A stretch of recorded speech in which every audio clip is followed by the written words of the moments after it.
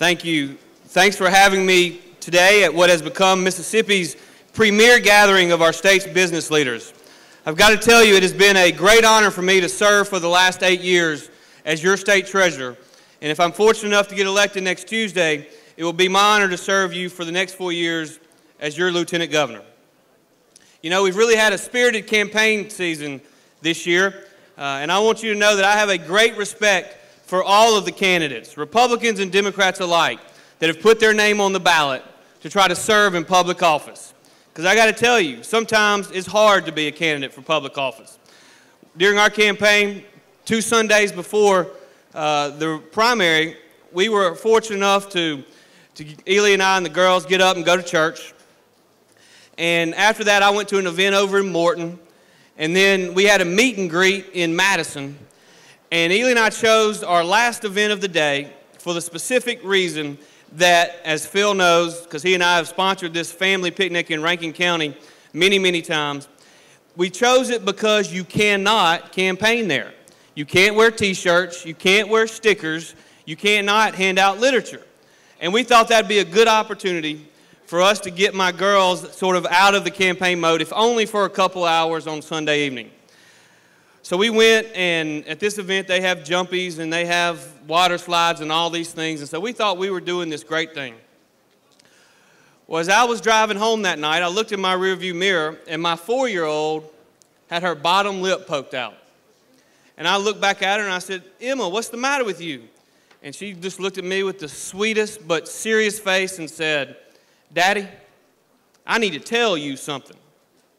I said, "Okay, Emma, what do you need to tell me?" She said, "Daddy, this campaign is wearing me out."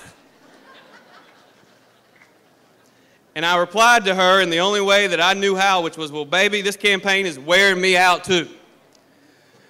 Not long after that, a couple days after the primary on Sunday, we had again gone to church and we're having dinner, and I learned something from my 6-year-old, which is similar to what you often find in politics, and that's people and candidates trying to one-up the other.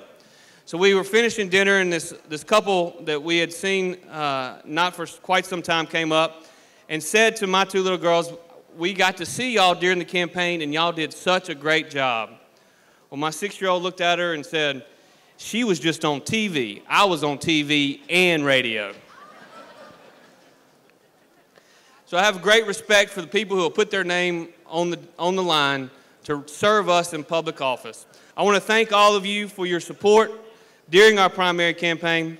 We were fortunate enough to win 75 out of 76 of the northernmost counties in our state, and that would not have been possible without a great amount of support from people all across this room and all across our state, and we were very grateful.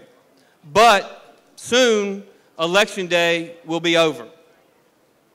And it will be time to get down to business of trying to keep Mississippi the best place in America to raise a family and make Mississippi the best place in America to do business.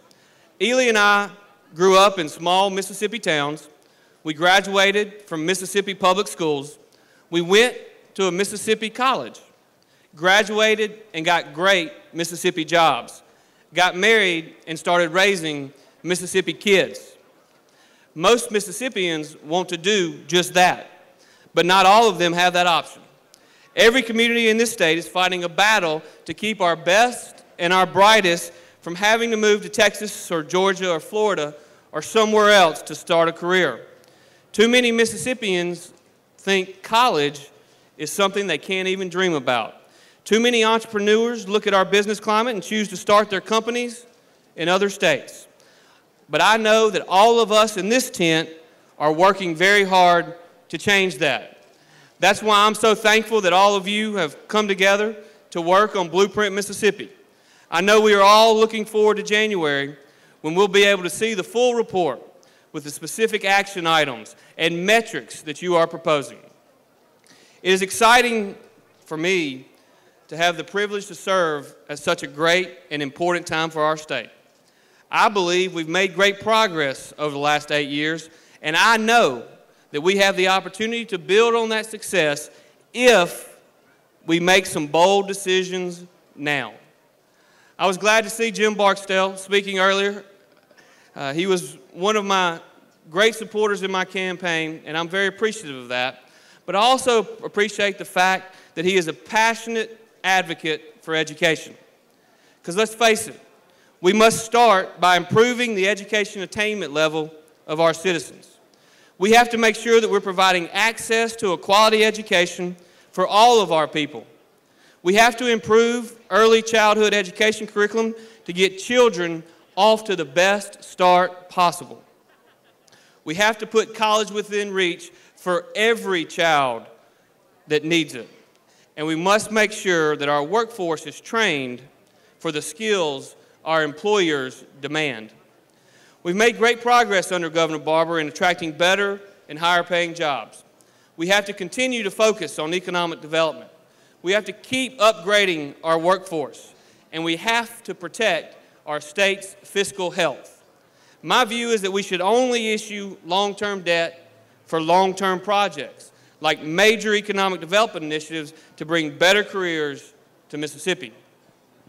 I ran for this job for one reason, and that is to be a serious policymaker who will work well with all sides, seeking to bring people together to lead our state to a better, more prosperous future for my girls Emma and Tyler and for all of Mississippi's children.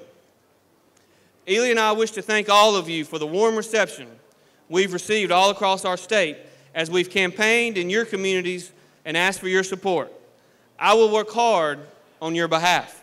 I will seek to unite our state around our shared goals, and I will never stop working to make you proud and make all of us believe that there is a brighter future ahead for our state and for our people. Thank you, and God bless you.